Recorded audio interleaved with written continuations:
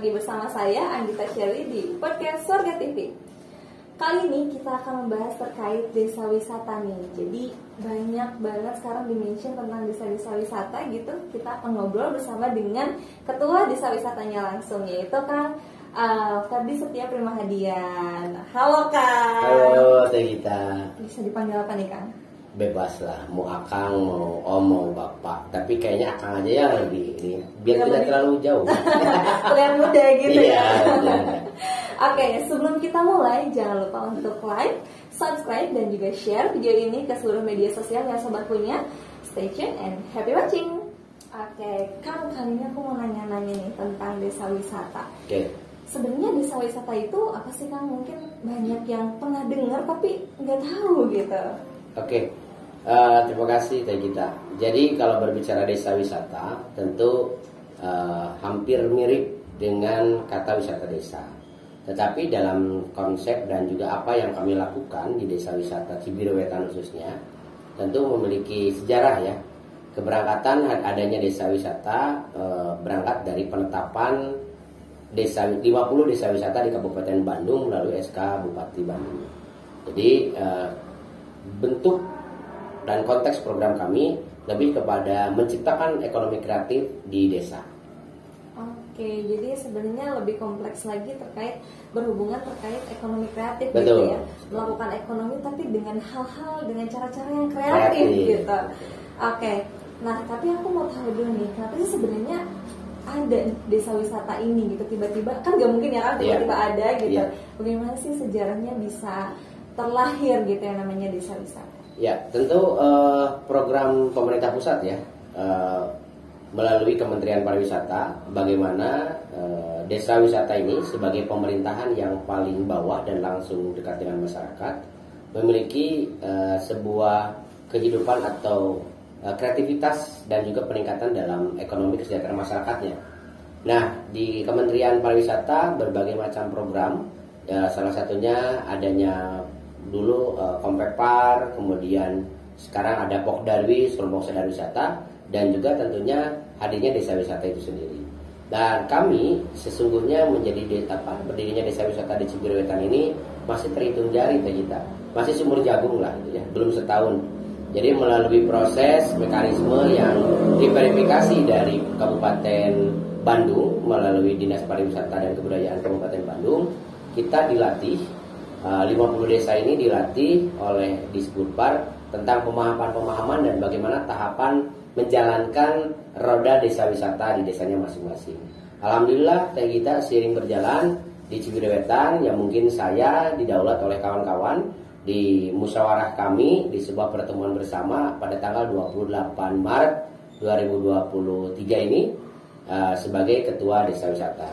Tetapi dalam konteks perannya kami mengusung menjunjung tinggi terhadap kebersamaan di kita. Ada ketua, ada wakil, ada ketua divisi, itu hanyalah sebagai bagian daripada job desk-nya. Tapi kalau dalam kerja mah bareng-bareng desa wisata lah. Oke, jadi meskipun baru tapi keluarganya itu sudah sangat terasa gitu. Wah, ya. Alhamdulillah. Oke. Nah, aku ingin nanya nih, kan berbicara tentang desa wisata sebenarnya apa aja sih sebenarnya program-program yang ditawarkan dari desa wisata itu sendiri? Oke. Nah, terkait tadi Kemenpar Rekraf, kemudian juga salah satunya ekonomi kreatif, itu ada 17 subsektor sebetulnya ya. Dan itu cukup banyak kayak kita. Ya, termasuk seperti halnya kuliner, kemudian juga destinasi atau objek wisata, atraksinya, kemudian juga fashionnya, sampai televisi, radionya juga, bahkan sampai kepada perfilman dan aplikasi kayak kita. Nah, tentunya hal itu menjadi program target kita mengimplementasikan 17 subsektor itu. Ya, alhamdulillah sesungguhnya bahwa di Cibiruwetan seiring kepemimpinan Pak Kades Hadian juga berbagai macam apresiasi melalui prestasi ya di Cibiruwetan. Sebetulnya desa wisata ini hadir untuk pemenuhan 17 subsektor. Kalau dihitung jadi tinggal beberapa lagi sebetulnya. Kenapa saya bilang bahwa ada hal yang cukup pelik sebetulnya mewujudkan adalah bagaimana si desa itu memiliki sebuah fitur atau aplikasi lah ya. Dan kalau bisa bilang ya mungkin mohon maaf gitu ya, bukan sedang berjumawa, boleh izin membanggakan bahwa Cibiruwetan memiliki aplikasi yaitu Balai Desa. Dan kemudian berbicara TV radio, ya salah satunya teh kita ini sebagai pelakunya di Swarga. Gitu. Jadi desa wisata hadir atau kita sebut Dewi hadir, pemenuhan untuk 17 subsektor ekonomi kreatif sudah pada ada sebetulnya. Ya tinggal bagaimana kami menumbuhkan lagi beberapa subsektor ekonomi kreatif seperti halnya atraksinya, kemudian staycationnya melalui homestay dan juga guest house-nya, kemudian objek wisata yang memang sudah dikelola oleh BUMDes melalui memiliki objek wisata Tangga Seribu dan juga Batu Kuda melalui LMDH-nya. Nah kemudian juga bagaimana kuliner khas yang otentik di desa Cibiruetan itu menjadi sebuah keunggulan di desa wisata.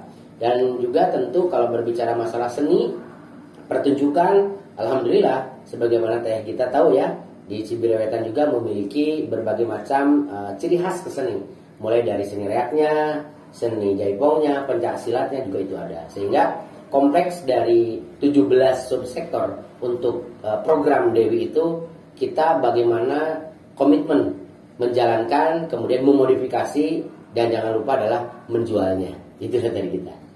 Oke, jadi sebenarnya dari program-program ini sudah sangat kompleks ya, Ready, sudah banyak ya? banget, udah dari atraksinya, dari homestay dan lain sebagainya. Gitu kemudian tinggal bagaimana kita bisa sama-sama sadar dan juga ini ya Kang, Iya. kolaborasi bersama gitu betul. ya. Pentaheliknya juga terwujud gitu. Oke, aku ingin nanya nih Kang tentang bagaimana sih desa wisata ini perannya di desa Cibiruetan. Oke. Secara kelembagaan, desa wisata atau Dewi Cibiruetan ini adalah lembaga yang ada di desa. Bukan lembaga kemasyarakatan desa, tapi alhamdulillah kami sangat apresiasi terhadap keberadaan pemerintah desa yang sebegitu jauh dan sebegitu serius mengakui dan juga komitmen dengan adanya desa wisata ini. Salah satunya ditunjukkan oleh kawan-kawan di pemerintahan desa maupun lembaga. Hadirnya Dewi Cibiruetan atau Desa Wisata Cibiruetan seiring berjalan dengan produk-produk baru, yaitu salah satunya kita sedang mempersiapkan satu atraksi wisata, yaitu namanya Cipamuja. Dan walaupun dalam prosesnya kita sedang persiapan dan sedang membentuk, alhamdulillah Pak Kades, Bu Kades, para ketua lembaga itu sudah ramai menjual itu. Ada Cipamuja, dan hal ini sebetulnya sangat, mohon maaf gitu ya, jarang sekali di berbagai macam pemerintahan lain yang begitu responsif gitu loh. Kenapa saya bisa yakin? Karena kami di Desa Wisata Kabupaten Bandung bahkan Jabar ini kita punya juga sebuah kelompok diskusi gitu loh. Walaupun ada lembaga asosiasi namanya Asdewi dan sebagainya, tapi kami tidak bergabung di situ. Lebih kepada bagaimana kami bersama-sama satu rasa, satu sama, kita sama-sama desa wisata, sama-sama berada di desa, tapi kita saling berbagi informasi. Nah ketika saya melihat dan kawan-kawan, alhamdulillah Cibiruetan komitmen dari pemerintahnya betul-betul serius. Sehingga kami tidak ayal lagi kalau ngomongin tentang program, ngomongin tentang progres, sangat dibantu. Kawan-kawan BUMDes ikut jualan, kawan-kawan pemerintah desa ikut juga jualan, lembaga ikut jualan. Jadi cukup ringan lah beban kita. Walaupun ya namanya ikhtiar, kembali hasil datang dari Allah gitu loh. Oke, jadi dukungan dari berbagai pihak sudah terkantongi lah ya. Tinggal kita bagaimana benar-benar masyarakatnya juga ya harus turut berkontribusi gitu. Harapannya gimana nih Kang untuk kedepannya, terutama untuk masyarakatnya dan untuk desa wisata ini sendiri? Tentu tadi bahwa Pokdarwis ini, kelompok sadar wisata ini bukan sekonyong-konyong menjadi sebuah lembaga, tapi bagaimana itu betul-betul masuk dalam ruh, jiwa dan perilaku masyarakat. Kalau berbicara sadar wisata, salah satunya masyarakat itu betul-betul hadir memiliki bahwa Cibiruetan ini sebetulnya hari ini juga sudah menjadi destinasi atau kunjung atau wisata, yaitu dalam bentuk salah satunya wisata edukasi. Seiring prestasi yang dimiliki, pemerintah Cibiruetan ini menjadi salah satu lokus dari Nusantara untuk belajar tentang desa, studi bandingnya, studi tirunya, studi komparatifnya. Nah sehingga harapan kami di desa wisata dan juga proses kami bagaimana desa wisata ini programnya ditangkap oleh masyarakat, dan yang paling utama masyarakat hadir dan mengakui bahwa kami juga masyarakat bagian daripada Pokdarwis, kelompok sadar wisata. Sehingga poin utama memperhatikan hal-hal utama yang sangat mendasar, bagaimana ketertiban, keamanan, kenyamanan, kesejukan, dan tentunya itu bukan sekonyong-konyong datang dari pemerintahan, tapi kembali dari masyarakat. Menciptakan rasa aman, menciptakan rasa tertib, menciptakan bersih, menciptakan sebuah keindahan, itu tentu harus datang dari masyarakat dan bersama-sama dengan pemerintah yang tentunya secara konsep disebut dengan kolaborasi Pentahelix. Oke, betul sekali nih, dulu keluarga. Jadi dibalik dari usaha pemerintah, usaha desa wisata itu sendiri perlu adanya dukungan masyarakat juga untuk turut sadar dan juga turut berkontribusi gitu. Jadi nggak cuman pincang sebelah kalau jalannya, tapi kita juga sudah bisa berjalan beriringan begitu. Oke, terakhir banget nih Kang, apa sih closing statementnya untuk podcast kali ini? Ya, baik kita tentunya atas nama Desa Wisata, kami hadir sebagai bagian daripada masyarakat yang tentunya kita sama-sama bagaimana Cibiruetan ini menjadi tujuan wisata untuk Nusantara bahkan nasional, internasional maaf. Kenapa kami mengungkapkan nasional dan internasional? Bagaimana konsistensi dari pemerintahan Desa Cibiruetan dengan raihan-raihan prestasinya bukan hanya ingin mendapatkan anugerah dan dikatakan hebat, tetapi bagaimana dari hasil program pemerintah mengejar sebuah prestasi itu tentu akan feedbacknya dirasakan oleh masyarakat. Dan tidak lupa bahwa di tahun ini Desa Cibiruetan kita bukan saja berbicara di puncak prestasi nasional dari kita, tapi alhamdulillah Desa Cibiruetan ini menjadi bagian dari jejaring desa ASEAN gitu. Nah sehingga tentu kita perlu beroptimis bahwa ke depan yang berkunjung ke Cibiruetan ini bukan saja kawan-kawan dari desa atau pemerintahan di Nusantara, tapi dari ASEAN. Sehingga mari untuk warga, untuk semua stakeholder yang ada di Cibiruetan, kita sambut dengan gembira, kita siapkan, kita menjadi bagian dari kelompok sadar wisata, menciptakan tentram, bersih, aman, tertib, datang dari warga untuk warga. Itu saja.